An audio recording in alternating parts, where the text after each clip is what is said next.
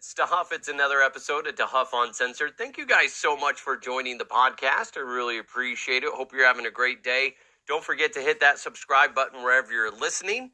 Today's podcast is presented to you by Superbook Sports Colorado, Total Beverage in Westminster and Thornton, and of course, Blake Street Tavern. A lot to get to today. We're going to do science. Yes, that's right. It's Scott DeHuff, the science guy. DeHuff. Bill Nye, the science guy. Wait, not Bill Nye. Sorry. Scott DeHuff, the science guy. DeHuff. Wow. I just made that up in my mind right now. Never heard of this Bill Nye guy. I don't know where that came from. Awkward. Hope you guys are having a great day. I'm messing around with my camera just to give you a little behind the scenes, and it's just driving me nuts. And you guys don't care. You don't. It's just the way I have it positioned, everything looks funny behind me, but whatever. It's one of those things that you guys don't, it doesn't bother you, but it bugs the fuck out of me. Anyway, we're not going to do headlines. We're just going to jump into this because there's a lot of just good stories in the science world. The science. We're going to get all nerdy. Yum. Boobies. Wait, is that what they say? Is that what science people say? They're like, oh my gosh, boobies. Wait, is that what they say? Is that what science? A lot of us have seen this coming. And we've heard the stories before. As of recently, too, there's been a lot of noise about it, but now more experts are coming out and wanting their voices to be heard. Michael Cohen, a doctoral student of Oxford University. They be legit. Let's be honest. Oxford University. There's a bunch of smart people over there. Anyway, he spoke out about the existential, I don't know that word. The big-ass threat posed by artificial intelligence, saying that things could be very bad for us if tech continues to develop and develops too far. We all could kind of see this happening. We've seen all the movies where AI kind of takes things over. I've seen the Marvel Universe. Come on. It happens. Next thing you... I've seen the Marvel Universe. Come on. It happens. Next thing you... Ultron. I've seen that. Age of Ultron. Good movie. They say it could one day kill everyone, and there would be nothing we could do about it. So precautions need to be taken ahead of time. And I appreciate that he's coming out here saying that because it seems like a no-brainer. But here's the thing. The majority of us, let's say, take precautions. But that doesn't mean, let's say, 5% don't, and that 5% could screw it up for everybody else. That 1% could screw it up for everyone else. So it's good that he's wanting to push people in this direction, but the problem is you always have those rogue idiots in life. Whatever the industry is, whatever you do, there's people that take precautions, and then there's people that are just willy-nilly with safety. And they're the ones that screw it up for everybody else. So that's what's scary is it's not the majority that I'm worried about. It's the minority of scientists out there that are just fucking around with shit. So who wants AI? Artificial intelligence. Obviously the military. Other researchers warned of military pressures to harness the technology, and that could enhance it faster than a human race can control it. So that's scary too. And AI is already involved in the military aspect of things. It is. Because AI's in everything else right now, whether it's algorithms, it's algorithms that are trying to push my podcast out everywhere. I have to live and die by the algorithms.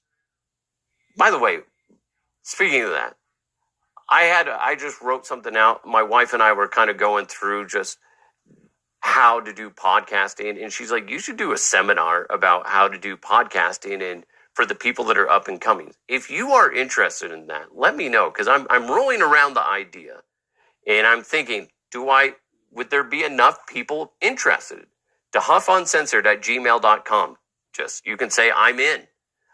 Or you can hit me up on socials at DeHuff Podcast. I just want to know, would it be worth your time and my time? Because I got a lot of shit that you guys don't hear over the podcast about how things work and how to maximize your experience as well as your listeners' experience. It's fine. Just let me know. DeHuffUncensored@gmail.com. All right, so obviously the military wants it, and that's a no-brainer. Medical fields, that's the one where it's hard to turn away because that's going to help doctors and nurses diagnose and treat patients without all this expensive, time-consuming hospital visits. So AI can help with those things. The things that I don't like is like customer service. You see there's AI in customer service now. They have these chat bots. They're like, speak to a representative. You're not really speaking to a representative in most of these situations. It's a fucking chat bot. And half the time, Xfinity, when you do that, they don't even know what the fuck you're talking about. So their AI is still being tweaked in a lot of in the majority of these things that we talk about today. The chat box, it's just not working that well as of right now. You're like, I need to reduce my bill. And then it's just like, you want to, expand your service? I'm like, no, I want to pay less money. And then I did that. And it took about 2 hours before I could get to actually have a conversation with somebody that actually wasn't trying to constantly upsell me. And they're like, basically, I saved $7 and whatever. It was fucking annoying.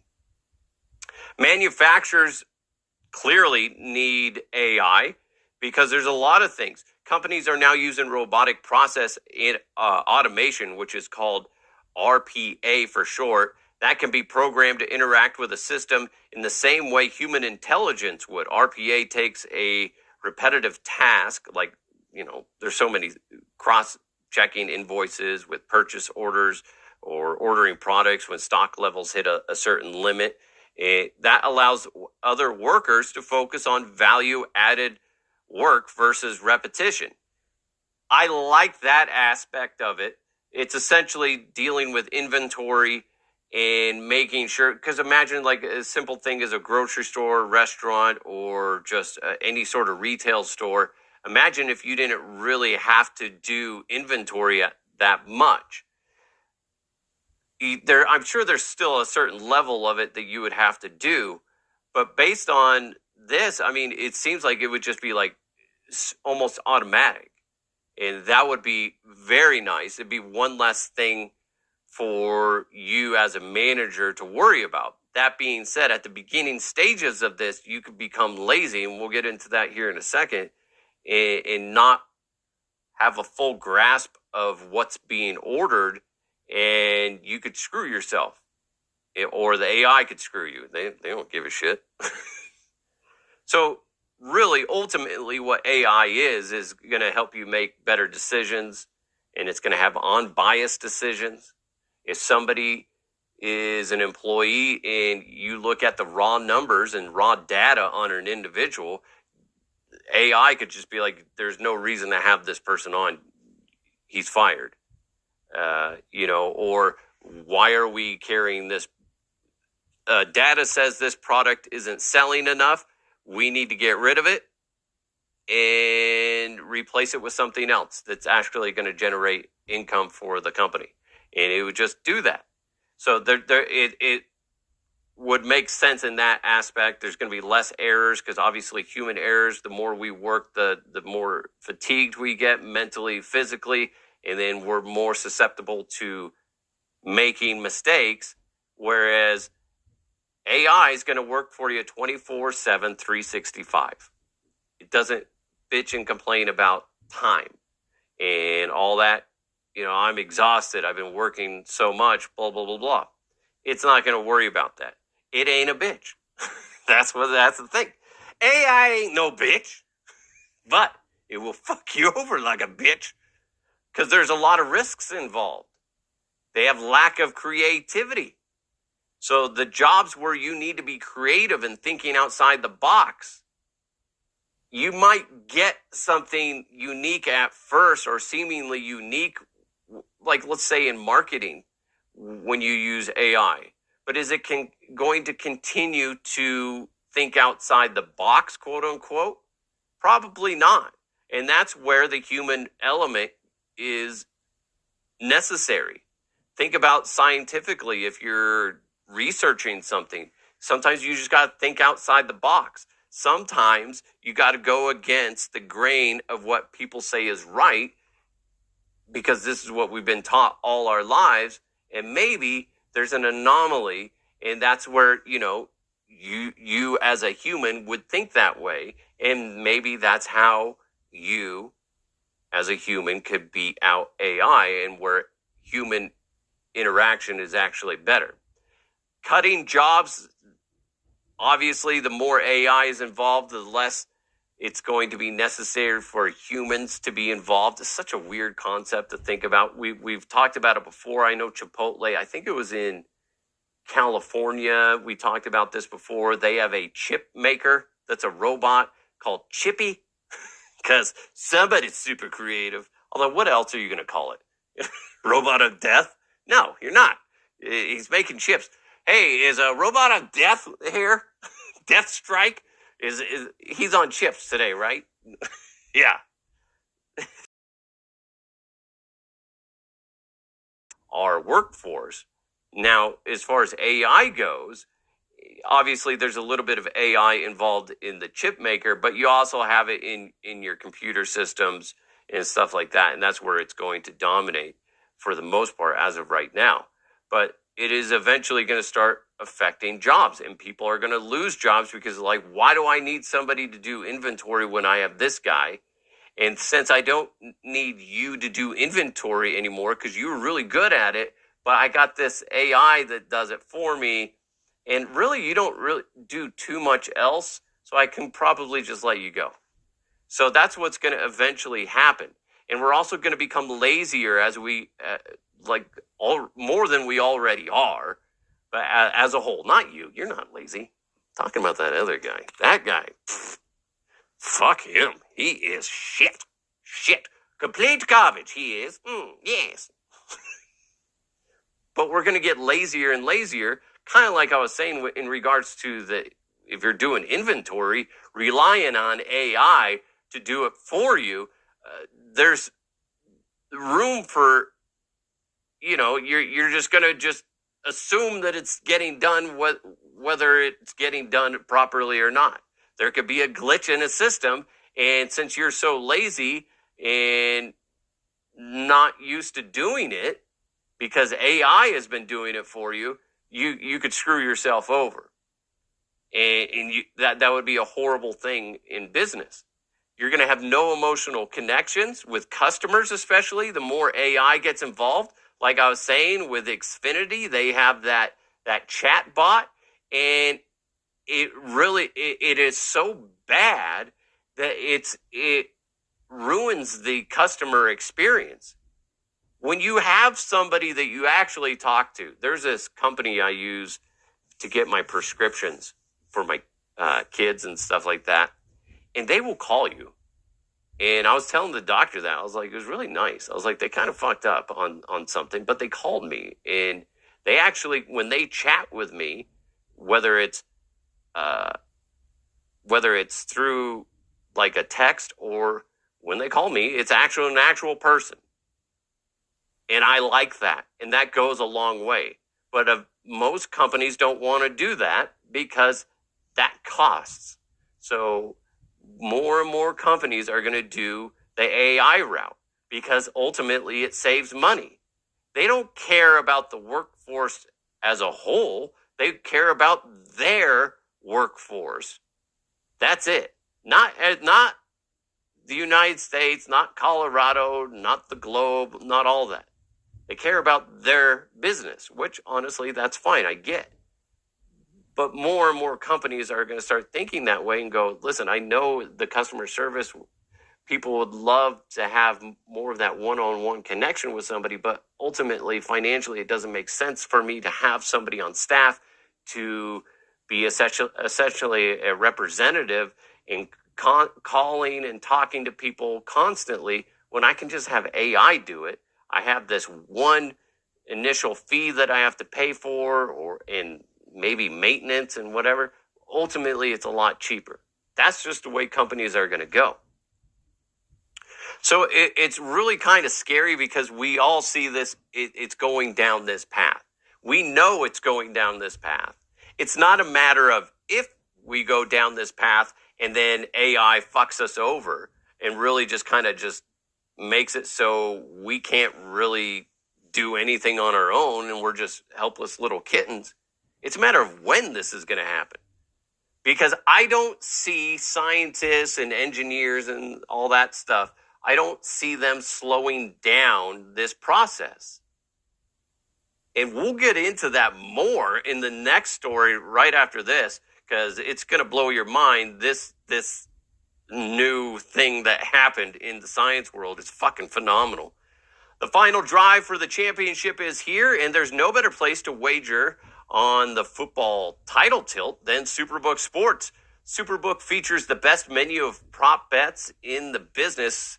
Plus, check out their special odds boosts and promotions at the Superbook.com website. I don't know why I said it that way, but you're welcome.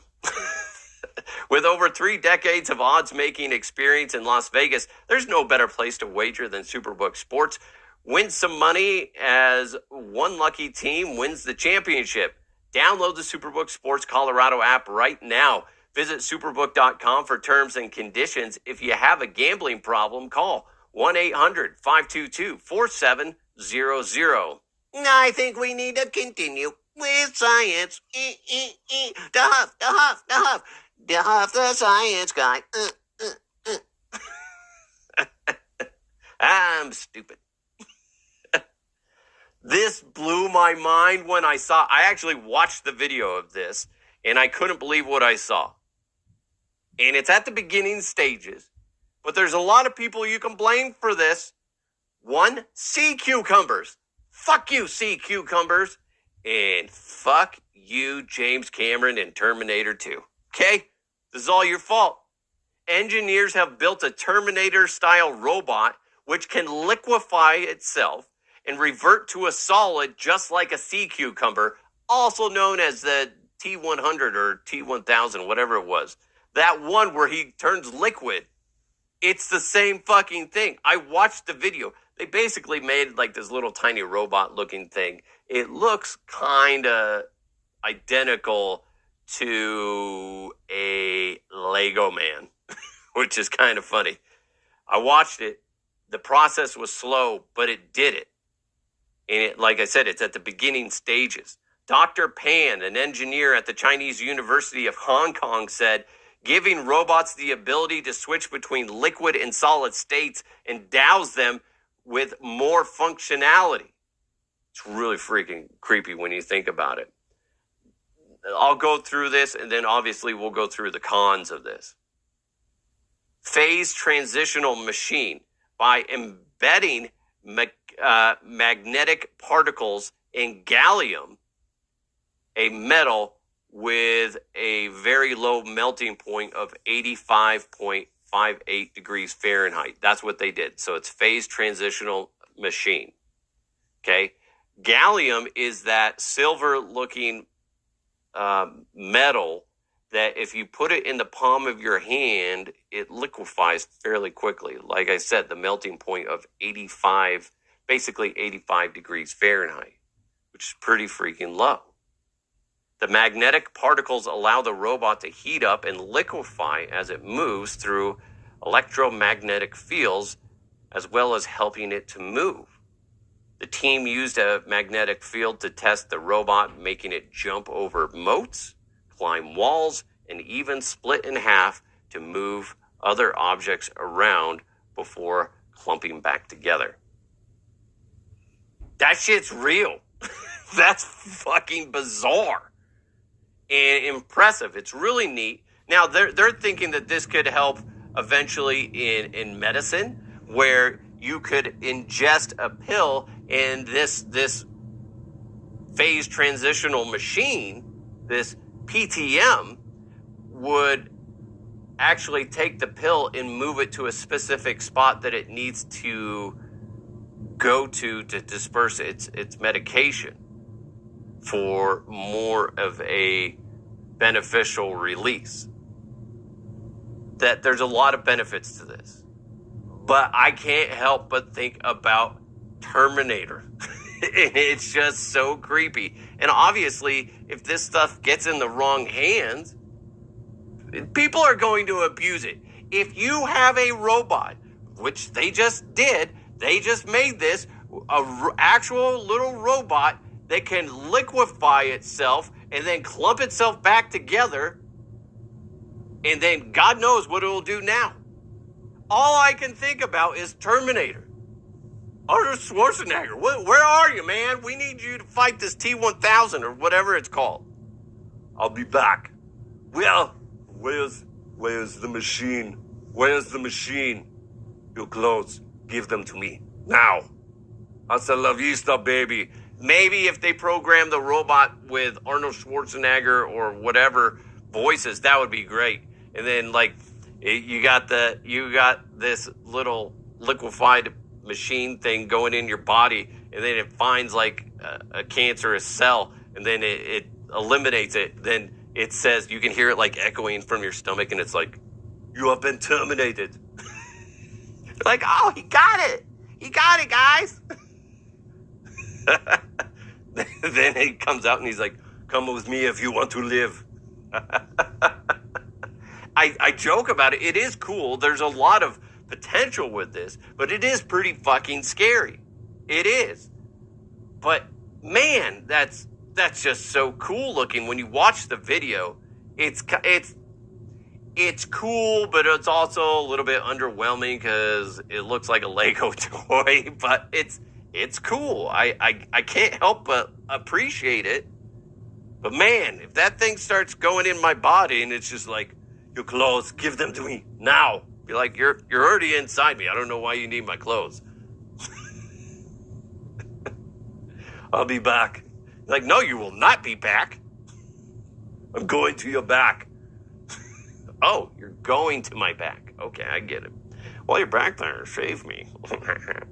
So why are eggs so expensive? A lot of people are complaining about this. I know there's a lot of people that want to say this is a conspiracy theory, and we'll get to that at the end of this. But really, when you look at why eggs are so expensive, it's really annoying. Because last year at this time, a dozen eggs was right around $1.79, depending on where you live, whether it's Texas or Colorado or wherever.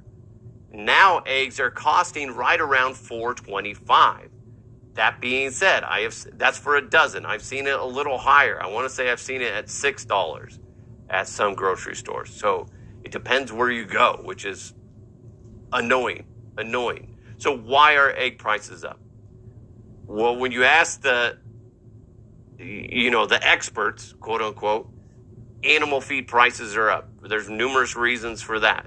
A lot of that is gas and shit like that. So you got animal feed prices are up, gas is up, but the big one, obviously, if you didn't realize, which you go to the zoo or anything like that, you see signs everywhere because they have the birds put away because of the bird flu. And according to the U.S. Department of Agriculture, 58 million birds died across 47 states, either directly from that virus or through culling to control the outbreak. So they had to eliminate all these birds, including chickens. Stephanie Klein of Texas A&M's Department of Poultry Science says supply and demand is adding to the problem, obviously. Until the chickens are fully replaced, the cost will stay high. So less egg production, and there's still the same amount of people when you think about it that way. So they had to get rid of roughly 58 million birds. I don't know what the percentage of that is officially chickens, but you can assume it's a good freaking amount. So you have the same amount of people wanting eggs, and then you have less chickens to produce those. Now, real quick, she expects the cost of eggs to bounce back to around normal, quote unquote normal, in August of 2023. So right around the corner, but it's still a long time. It's a short amount of time, but it's a long amount of time because we're already paying out of our ass for so many other things.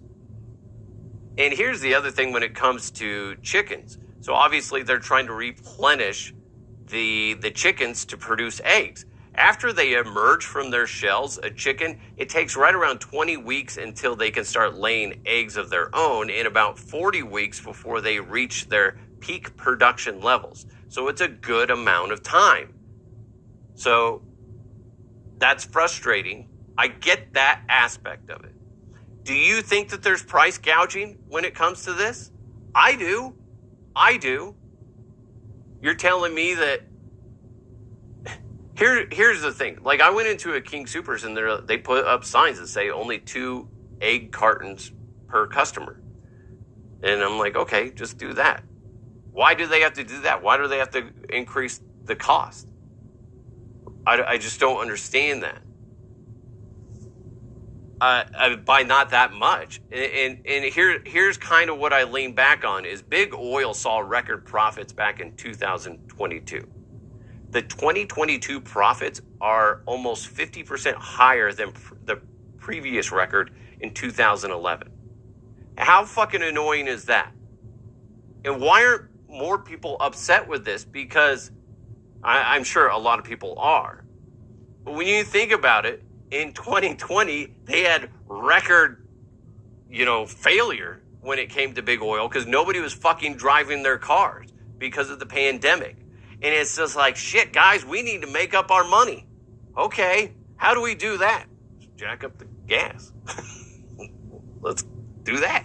Okay. Yeah, sounds like a great idea.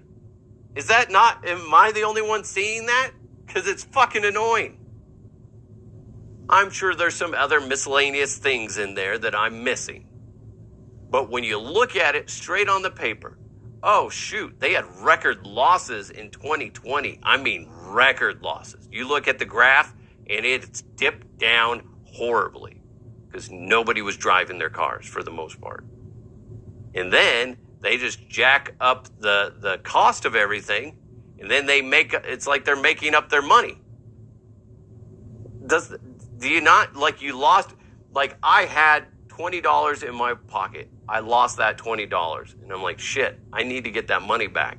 How do I do that? Well, whatever I'm selling, I need to just increase the price on it and I'll get my money back tenfold. That's what they're doing. They lost a bunch of money and then they're like, shit, we need to get it back, and we need to get it back even more than we had.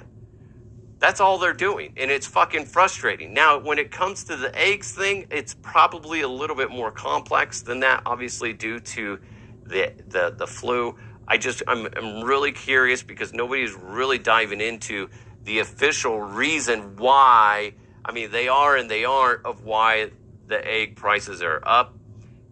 Hopefully that bounces back down to a manageable level, but it is frustrating because we love eating eggs at the DeHuff House. And some farms, it's cheaper than others. So how does that make sense? So a lot of the bigger name brands are more expensive eggs, whereas the lower name brands are cheaper? How's that work? So really, honestly, like, I was talking to somebody the other day. I was like, eggs are like $2 cheaper at Walmart versus King Soopers. How's that work? Obviously, they get them from a different company. So we have to be egg conscious now and start searching for what's the best deal.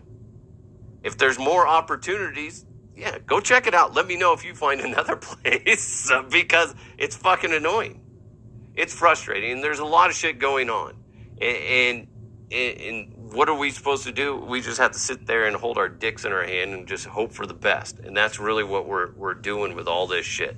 Because we're at the mercy of egg distributors and we're at the mercy of like Big Oil and that crap. So anyway, science, no. Watch out for AI. Watch out for liquid robots. They coming for us. They coming. Come with me if you want to live.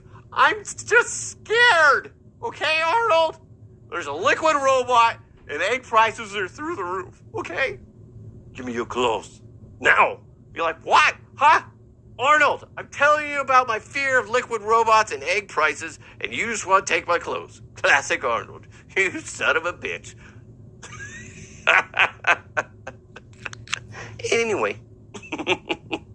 Thank you guys so much for listening. Make sure you hit that subscribe button wherever you're listening to this. Thanks so much to Superbook Sports Colorado. Go, please check them out. They're great people over there at Superbook Sports Colorado, especially as we're in the playoffs. We got the championship games. Oh my God, I can't wait. I just had a brain fart and forgot. That's this weekend. Can't wait. I love that.